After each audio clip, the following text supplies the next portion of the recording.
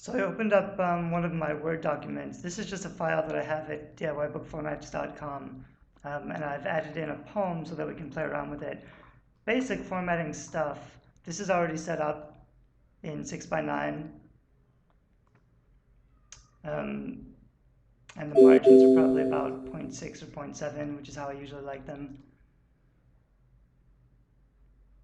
So you can show me custom margins. 0.65. So these are a little bit different. All of my formats have a little bit of a different kind of a setup, but it's pretty similar, and all this stuff you can change really easily. So if you wanted to, you don't need a format for a certain size. If you want to make it a different size, go ahead. Just make sure if you're using CreateSpace, you need to check with CreateSpace first to see what kind of book sizes they offer, because they don't offer every size.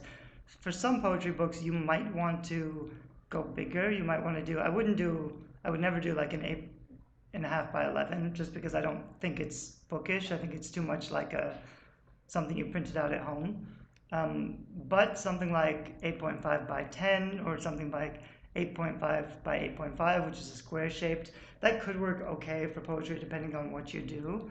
However, you may also want to just use a really small kind of pamphlet size. If you can get smaller even than like 4 by 6, because a lot of poetry, you can put it kind of in like a small pocket guide almost, something you can carry with you that's convenient, something they might want to like keep in their purse, especially if it's something inspirational or motivational.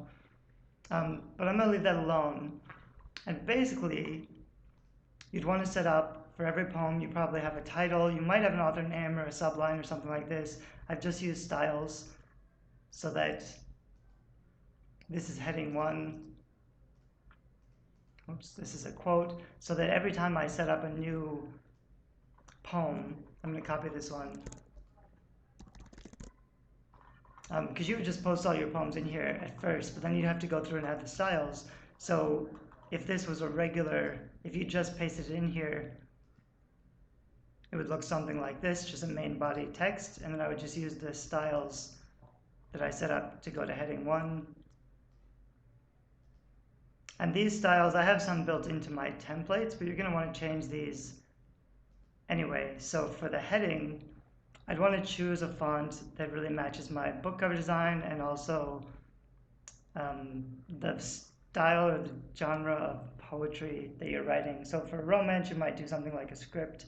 If you're writing really heavy beatnik type poetry, you might want something a little rougher or broken. You could also use different fonts on different poems, but I wouldn't get too messy because you really want to keep one style for the whole book. So you'd want to pick something for the title of your poem and possibly something for the subtitle, and then some kind of text for the main body. You want it to be legible, so I wouldn't, for example, I wouldn't make this a fancy font. You might do it in a sans serif, but I'd probably just do it in a regular serif font because it's the easiest to read, even though it's a poem. I like Saban and Guermont a lot. I use those often. There's also all these fonts with special characters that are decorative that you could use. So for example, if I wanted to add some decoration under here, maybe instead of this subtitle, I could just change it to one of these decorative fonts. And that could just be how I set it up. This scripty font doesn't really match this rough font, so you want to at least make it look good together. And that's a trick with design you may not be very good at if you're just starting off. You have to know what fonts are complementary, and you don't want to use too many elements that are opposed to each other because it'll just add conflict, and it's kind of, you're making people, if there's conflict, like a stylistic conflict, you'll make people feel uncomfortable, and you really want to make them feel really good so they can get into your poetry. The other thing we have to do is before every poem, we're going to go up here to page layout, breaks, and next page, so that this poem starts on its own page. If it breaks to another page, that's okay. At the end of it, I'm just going to go to break, next page, and paste in my next one. I could just add numbers if I wanted to, if I didn't want to have titles for my poems. That's what I would usually do for chapters. So that after every poem there's a break, and on the next page, usually like your page numbers, maybe your page headers, will be on pages that don't start off with a new poem. This is the same thing that you would do with chapters, but the ones that do start off with a new poem don't have headings or page numbers because it's cleaner. So if that looks kind of good, then we would go in and play with the text. So this could be, because it's poetry, we could make it bigger if we wanted to. The other thing with a book of poetry is you don't want it to be too short. So you want to aim for like at least over 100 pages. I would shoot for like 150 pages. And you can do that by just making the text bigger or adding more spacing. People will say, but that eats into your profit. That's true a little bit, but I really wouldn't. I think, especially if you're selling online, if people see something that's 10 or 20 pages, they're probably not going to buy it. They want something that's over 100 pages. So I would shoot for that if you can get it. You won't pay very much more per book, and it'll probably be worth it for the reading experience. You could also add something in if you wanted like a drop cap, which are kind of fun. That's up here. And then you might want to change this to something that's a little more decorative. But again, you'd want to make sure that you're not using too many different kinds of fonts. Because if I use too many different styles together, it's not going to look right. But you could play around and get it kind of how you want it. You can also just do things a little bit differently.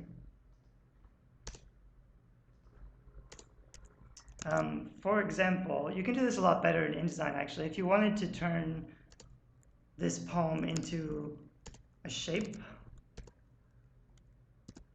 like for example a heart, it'd be pretty hard to do in Microsoft Word. You'd have to move everything around manually, and it'd be easy for things to break or to shift while you're formatting it. So it's a little tricky. In InDesign, you can actually just set a shape like a heart shape and have the text aligned to the shape, which is really cool, but it's a lot more complicated. For Word, I would probably just add a lot of spacing. Maybe even 1.5 or 2. I'm just going to go for 1.5.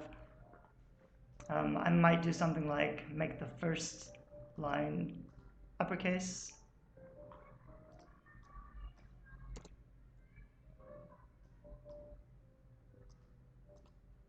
There's a lot of things you could do, but basically this is just basic formatting style to get something ready for print. And if you do this okay, it'll still look pretty good. You might want to add in some images or some illustrations or something. You can hire someone on Fiverr.com and pay them $5 per illustration to make an illustration for your poem. That's something you'd see like in the Shel Silverstein books, which I love, mostly because of the illustration. You can do it for a book of poetry. It doesn't have to be very expensive, and it makes the whole book a lot more interesting and valuable. But you don't have to do it. So this is something you could do. You'd still need a pretty good cover, and it would still be a kind of mediocre poetry book. So in the next video, and then over here, I didn't mention, but this is my navigation pane, which you'd see in View and then Navigation pane. If you're using the style settings for heading 1, everything you select as heading 1 is going to show up in your navigation pane automatically. So these are left over from, because this is a format I was using for something else, but if I kept doing this, I would just have a list of all my poems, and I could have the titles, romance, or whatever, and it would show up here. These are also going to show up. It's not exactly a table of contents. You could add a table of contents if you wanted. I usually don't for my books anymore. If you did, it would look something like insert. Let's see, it's been a while.